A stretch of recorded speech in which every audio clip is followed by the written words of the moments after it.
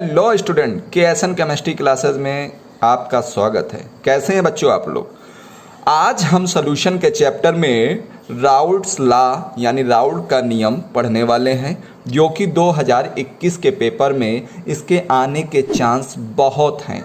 तो चलिए शुरू करते हैं राउल्ट का नियम। तो सबसे पहले मैं आपको समझा देता हूँ कुछ बेसिक चीज़ें कि बेसिक चीज़ें क्या है देख लीजिए। राउल्ट के नियम में पहले आपको ये पता होना चाहिए कि अगर कोई विलयन है तो उस विलयन में देखिए, उस विलयन में क्या होगा, विलायक होगा। ठीक है, उस विलयन में क्या होगा, विलायक होगा। और क्या होगा, मान लीजिए चीनी के कण हैं तो उसमें वो क्या होगा, विलेय होगा। और ये दोनों चीज़ें मिलकर क्या बनाएंगी, विलयन बनाएंगी। इतना पता चल गया। अब मान लीजिए कि हम इस विलयन में चीनी की जगह हम मान लीजिए चीनी की जगह वो भी ले सकते हैं, नमक भी ले सकते हैं, सॉल्ट जिसे आप कहते हैं। ठीक है, तो अगर हम इसमें नमक की मात्रा कम मिलाएंगे तो ये हो जाएगा तनु विलयन। अगर इसमें नमक की मात्रा हम ज़्यादा कर देंगे तो विलयन कैसा हो जाएगा, सांद्र विलयन हो जाएगा। इतना समझ में आया। मैंने बताया कि मान लीजिए इसमें जल ले लिया एक पात्र में और उसमें हमने नमक मिला दिया, तो नमक क्या है, विलेय है, और पानी क्या है, विलायक है। और विलेय और विलायक मिलकर क्या बन गया, विलयन बन गया। ठीक है, इतना समझ में आया। अगर हम नमक कम मात्रा में मिलाते हैं इस पानी में तो तनु विलयन होगा, नमक ज़्यादा मात्रा में बढ़ा देते हैं तो सांद्र विलयन होगा। इतना समझ में आया। अब देख लीजिए आगे, हमने एक पात्र लिया और उस पात्र में हमने क्या किया, शुद्ध विलायक भर दिया।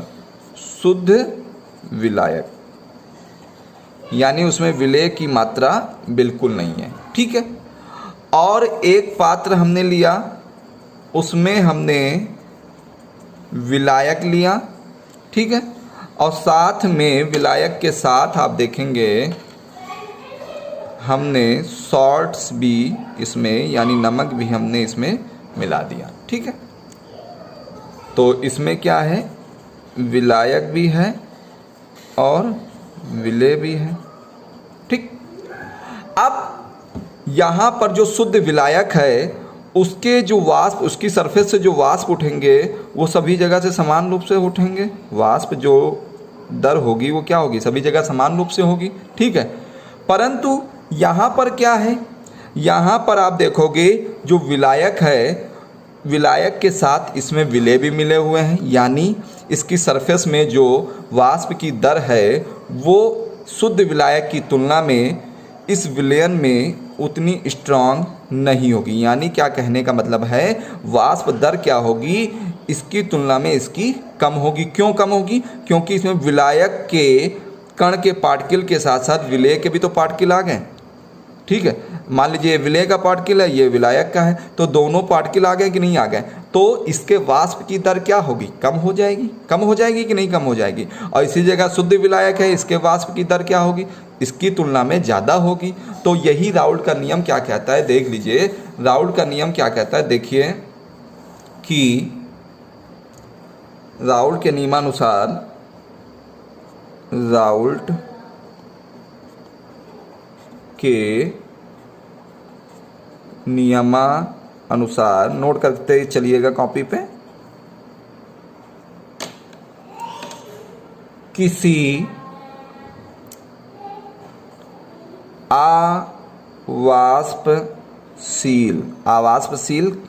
आवाष्पशील विलेय युक्त विलयन। ठीक है, विलेय युक्त विलयन। अभी मैंने आपको बताया इसमें जो विलेय है मैंने क्या मिलाया इस विलेय में, यानी सॉल्ट का मतलब नमक से है। ठीक है, तो इसमें देखिए नमक क्या है, आवाष्पशील पदार्थ है। नमक क्या है, आवाष्पशील पदार्थ है। तो यही मैंने बोला है कि किसी आवाष्पशील विलेय युक्त विलयन, यानी विलयन क्यों कहा, क्योंकि इसमें विलेय विलायक दोनों हैं। ठीक है, तो नमक क्या है, आवाष्पशील है। तो किसी आवाष्पशील विलेय युक्त विलयन के वाष्प दाब का आपेक्षिक अवनमन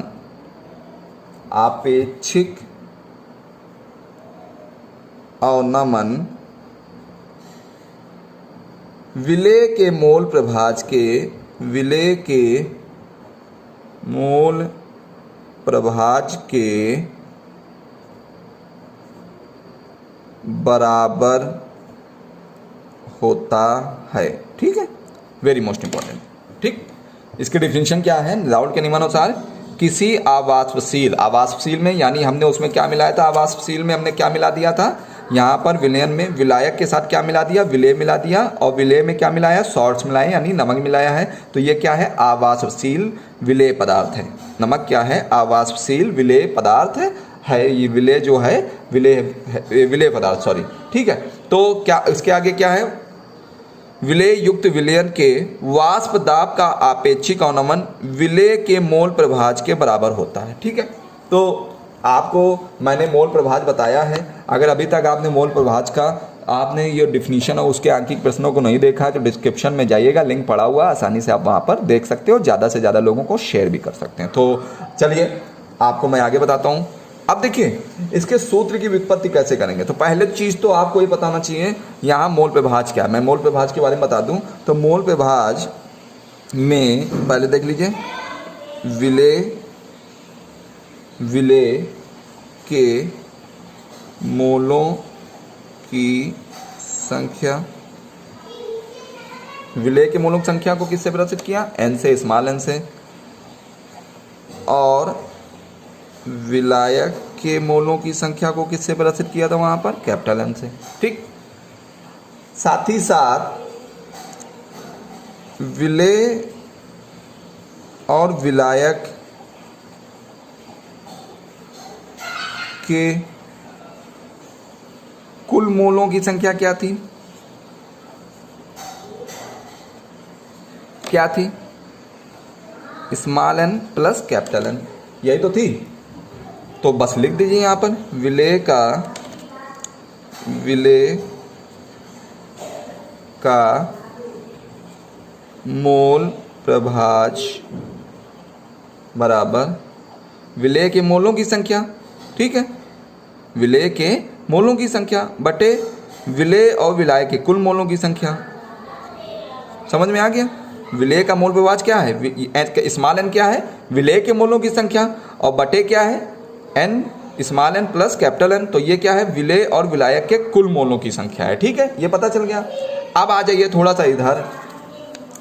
अब ये जो विलायक है, विलायक का जो वाष्प दाब है उसको P से प्रदर्शित कर लीजिए, और विलयन का जो वाष्प दाब है, विलयन का वाष्प दाब उसको PS से प्रदर्शित कर लीजिए। ठीक है, विलायक के वाष्प दाब को P से प्रदर्शित कर लीजिए, और जो विलयन का वाष्प दाब है उसको किससे प्रदर्शित कर लीजिए? PS से। यानी वाष्प दाब, ये देखिए S मीन्स क्या है? सॉल्यूशन। ठीक है, तो आपने विलयन का वाष्प दाब PS से प्रदर्शित किया और विलायक का शुद्ध विलायक का वाष्प दाब किससे प्रदर्शित किया? P से प्रदर्शित किया। तो आप यहाँ लिख देंगे विलयन का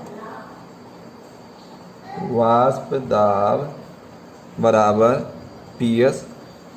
ठीक, और विलायक का वाष्प दाब, शुद्ध विलायक का वाष्प दाब क्या था?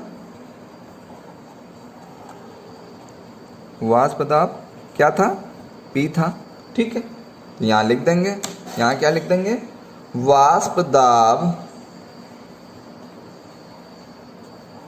का अवनमन। ठीक, अवनमन क्या करेंगे? विलायक के वाष्प दाब से, जो शुद्ध विलायक का वाष्प दाब है उससे विलयन के वाष्प दाब को क्या करेंगे? घटा देंगे। समझ में आ गया?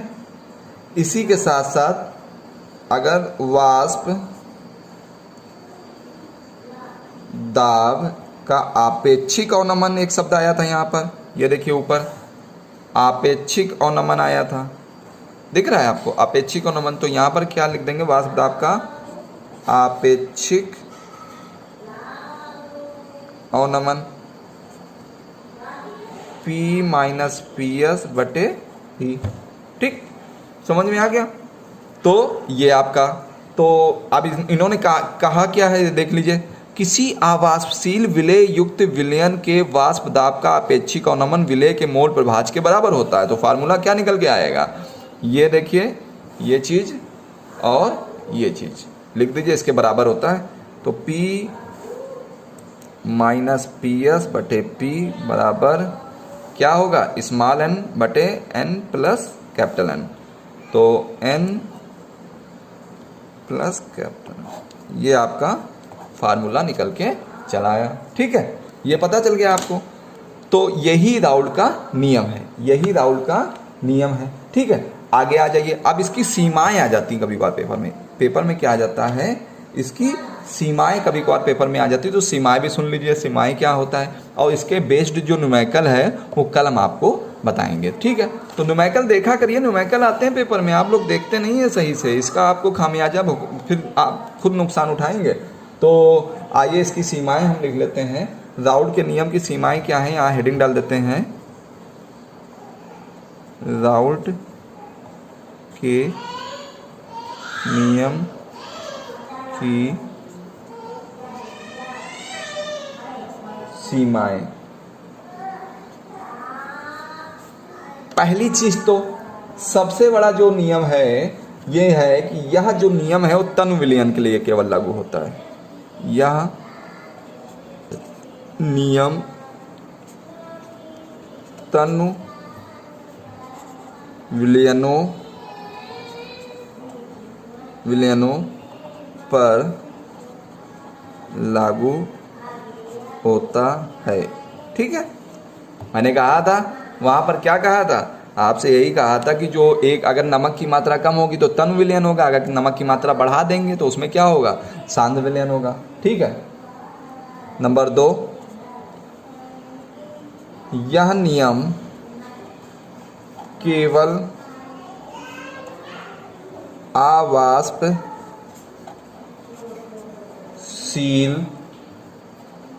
पदार्थों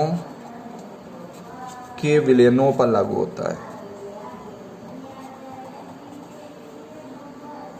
पर लागू होता है। ठीक है, एक नियम और लिख लीजिए, यह नियम वैद्युत अपघट्यों पर लागू नहीं होता है।